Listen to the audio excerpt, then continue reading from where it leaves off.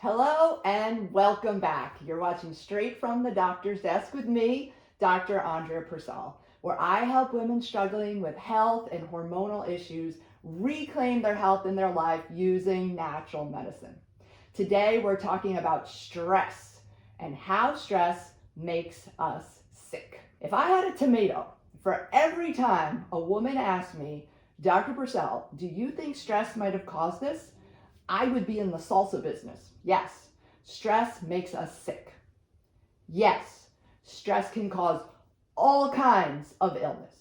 Everything from lowered immunity and cold sores to shingles and autoimmune conditions. Today, we're going to take a deep dive into the science of stress and how a few simple practices can help you regain control of your health and your life. So how does stress make us sick as women? And why are women more susceptible to the effects of stress? Women are 4 times more likely to develop an autoimmune condition than men are. Many things have been explored, and the reasoning behind it is inconclusive. I have been working with women for 20 years, and the thing that I know about women is that we are circular beings. We do not compartmentalize the parts of our lives. We bring it all together, right? And we tease through it. Men tend to be more linear beings. They find broken things and they fix them. It's more of a hammer and a nail approach. As women, we feel things. We internalize them. We mull them over. We find solutions considering all the parties involved. And honestly, try to please everyone along the way. This makes us more complicated in how we relate to the world and how the strains of the world press in on us. When we encounter an obstacle, also known as life not going as planned, it generates emotions in us. And the greater the life stressor, the stronger the emotion. The hormone adrenaline is released in response to stressors. We actually have different blends of adrenaline that are released for varying types of stress. This is called shifting into fight or flight mode. Life and death situations require a lot of physical exertion, and this surge of adrenaline is meant to help humans rapidly react to physical threats and then release them, not stew over them all night, sleepless, with things that may or may not happen. So these days on planet Earth, we can get the same adrenal response in receiving a letter from the IRS as we used to get in running away from a bear. Or how about when your child wakes up screaming with night terrors, night after night? That's a shock to the nervous system. Repeat that over and over again, and the stress response gets stuck in a state of constant triggering. Since really we're not physically running away from anything, these stress hormones that are released, they don't get used up. They get stuck inside our bodies, inside our cellular tissue, causing all kinds of cellular damage, cellular waste, inflaming organs, and definitely the nervous system. And it's just chronic stress is exhausting and it can leave us feeling very edgy. Stressors on our system extend beyond just emotional stress. They include external factors like chemicals in our environment and our food, exposure to electromagnetic frequencies, which agitates the central nervous system, pollution in the environment, and just general overwhelm from home or work.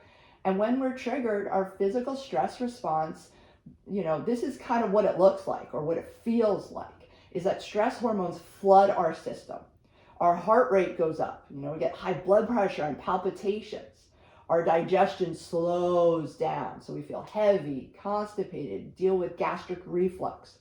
Our circulation changes. We could get flushes of heat or shift into chills. And we begin to breathe very shallowly. And then also our mental state changes. We start to lose focus, inability to concentrate, feeling irritated, having a hard time making decisions. So what do we do when we feel all this pressure upon us? Often we default to negative behaviors, like waking up earlier, going to bed later, working more hours, working harder, beating ourselves up with criticism and negative self-talk. Or just say, forget it, I'm just gonna eat the pizza, why should I bother? These defaults are a quick fix, but in the long run, they drain our precious energy Example is, have you ever had like 3 drinks one night and woken up at 3 a.m. with a headache and your mouth is parched? Alcohol disrupts sleep, and sleep is necessary in order to function well the next day. We shoot ourselves right in the foot. So when we're tempted to turn to negative behaviors, we want to practice on replacing them with a healthy one. So, my thing is, let's just go for a walk. Let's shake it off. Let's burn up some of this stress. Let's have an apple, nice, juicy, and crisp. Call a friend. Put on some music. Just take a moment right now to think about how you react to stress. Do you react to stressors or do you respond to stressors? If you tend to go into reactionary mode, then it's time to recognize it and make some changes so that you can respond instead of react. So the first thing is body awareness, like, attaching the head with the body. Just become aware of how you feel. What are these emotions that I'm feeling? Name them, call them out. Oh, I feel stressed. I feel scared. I feel insecure. I feel like I don't have any confidence, right? So as we gain clarity about our feelings and our current state of mind, the feelings become more conscious and less unconscious. And it's okay to have uncomfortable feelings. They're not there to be judged, they're to be noticed. And once they become conscious, then we can do something with them. Next thing, let's choose some self-care. I say as women, we need to practice exquisite daily self-care. And as women, we fall short on this one big time. We cannot sacrifice our workouts. We can't sacrifice good food or time for yourself. It is essential for your well-being. And when those tough emotions hit and you already have self-care in place, it's going to be a lot easier for you to stay grounded and not reach for the sugar and the wine, or only have 1 glass of wine because you're going to have a workout the next morning. In the moment when we feel the adrenaline surging, the question becomes, what can I do to help myself manage stress? Generally, the stress cycle starts in the mind. The emotions kind of ramp things up, and it needs to be interrupted. It's called a pattern disconnect, and it usually requires something physical. We need to disconnect the pattern. So right now, I'm going to present 6 techniques that work to calm the nervous system and help reconnect the mind with the body, like the head and the heart. And all of these are stress pattern interrupters. Number 1, I call the breathe in a box technique. You want to inhale deeply to the count of 4, hold for a count of 4, and exhale for a count of 4. And you want to do this 4 times like you're breathing in a box. Next is movement. Like I said, I'm a big fan of just going for a walk and shaking it out. The goal is to get back into your body. So you want to swing those arms, you want to pump those legs, like even a brisk 10-minute walk. Another option is just to pull out your yoga mat, put on YouTube, and do a 20-minute flow.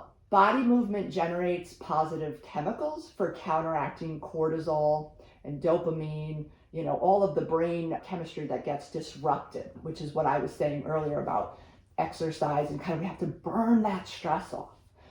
Sometimes you're trapped in an office, at a desk, in a meeting. We can't move around. What are you going to do? So you want to focus on getting back into your physical body, rolling your shoulders, contracting and then releasing muscles like your thigh muscles, making sure your legs are uncrossed and putting your feet firmly on the floor, and practice gripping with your toes. I'm a big fan of positive affirmations because a little self-love can go a long way. So I call it releasing the negative self-talk, which is stopping the should shovel. I should. No, you shouldn't. We want to pivot to life-affirming thoughts such as, I choose to, I want to, not that I have to or I should. I trust that life is unfolding.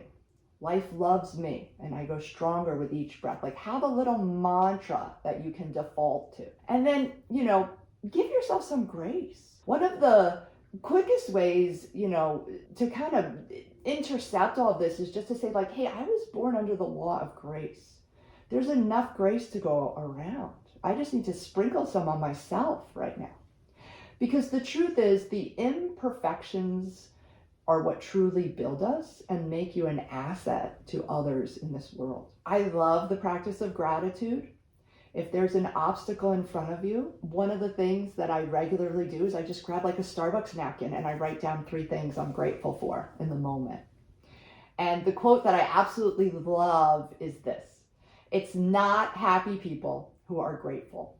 It is grateful people who are happy. So if happiness is not knocking on your door, go out there and invite it in. Hello, world. What kind of goodies do you have in store for me today? I'm coming for them. So I hope today's discussion has been useful to you. Hopefully you can pull out a few pearls to implement that will help you feel more in control of your life when the emotions surge. So if you're dealing with a health condition as a result of stress, I am here to help you. Thanks for joining me today. Stop by again for another health segment of Straight from the Doctor's Desk. You can learn more about natural medicine and always visit me on the web at www.drandreapurcell.com.